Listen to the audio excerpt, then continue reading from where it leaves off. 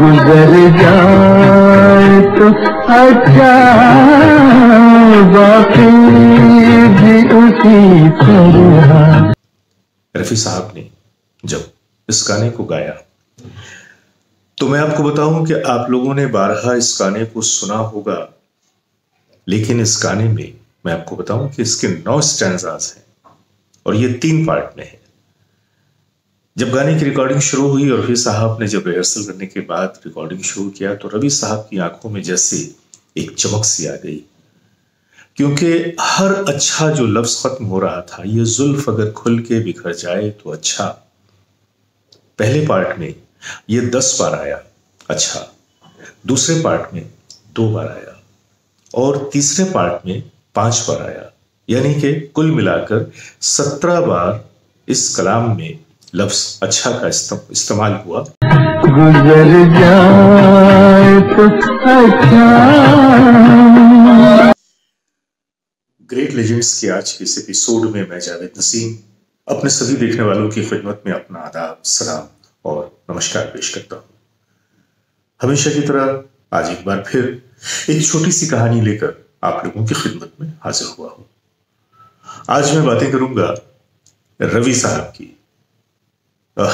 रफी साहब नहीं, रवि साहब, दोनों के नाम एक दूसरे से काफी मिलते हुए हैं और अपने मिजाज में, अपने मिजाज की शराफत में भी दोनों एक दूसरे के बहुत ही करीब थे और दोनों में बड़ी दोस्ती भी थी। लेकिन मैं शुरुआत कर रहा हूं रवि साहब से। ये बात है फिल्म काजल की। जब फिल्म काजल बन रही थी तो उसके नगमे लिखे थे साहा लुधियानवी जी ने, और साहा लुधियानवी साहब का एक ऐसा मिजाज था कि वो कभी भी धुनों पे नगमे नहीं लिखते थे, बल्कि हमेशा उनके गीतों पर ही धुनें बनाई जाती थी। ये उनका एक खास अंदाज था और इस अंदाज पे गर्चे चलना बड़ा ही मुश्किल था, लेकिन उनकी शर्त यही होती थी। बहरहाल तो काजल फिल्म में जब उनको नगमे लिखने के लिए दिए गए तो उन्होंने एक से बढ़िया खूबसूरत नगमे लिखे, लेकिन उन्हीं नगमों में एक नगमा था, ये जुल्फ अगर खुल के बिखर जाए तो अच्छा। जी, जब रवि साहब ने कंपोजिशन किया तो कंपोजिशन करते वक्त उनको लगा कि शायद इसमें लाइनिंग्स में कुछ कमी है, कहीं ना कहीं कुछ छूट रहा है। तो उन्होंने साहिर साहब से कांटेक्ट किया और कहा कि साहिर साहब, ये जो आपने लिखा है, ये जुल्फ अगर खुल के बिखर जाए तो अच्छा, अगर इसको यूं कर दिया जाए कि ये जुल्फ अगर खुल के बिखर जाए तो अच्छा हो, इस रात की तकदीर संवर जाए तो अच्छा हो। साहिर साहब ने कहा बिल्कुल नहीं, अगर ऐसा किया गया तो वो मीटर से बाहर हो जाएगा, आपको धुन तो इसी पे बनानी है। बहरहाल तो फिर इन्होंने कोशिश किया। अब जब कोशिश किया तो ये बार बार हर लाइन में अच्छा आना कुछ रवि साहब को खटक रहा था। तो उन्होंने रफी साहब से कहा कि भाई रफी भाई, ये मसला है, इसमें किस तरह से इस गाने को पेश किया जाए। तो रफी साहब हल्के से मुस्कुराए, कहा कि मुझ पे छोड़ दीजिए, क्योंकि उस जमाने में भी कम से कम ये तो होता था कि सिर्फ म्यूजिक डायरेक्टर या कंपोजर अपनी बात नहीं चलाते थे, बल्कि सिंगर्स की भी मशवरों पे अमल करते थे। क्योंकि जाहिर सी बात है कि हर तरह के गाने गाने के बाद, इतने सारे म्यूजिक डायरेक्टर्स के साथ काम करने के बाद, हर सिंगर का अपना एक जाती तजर्बा भी तो होता था। रफी साहब ने जब इस गाने को गाया तो मैं आपको बताऊं कि आप लोगों ने बारहा इस गाने को सुना होगा, लेकिन इस गाने में मैं आपको बताऊं कि इसके 9 स्टैंजास हैं और ये 3 पार्ट में है।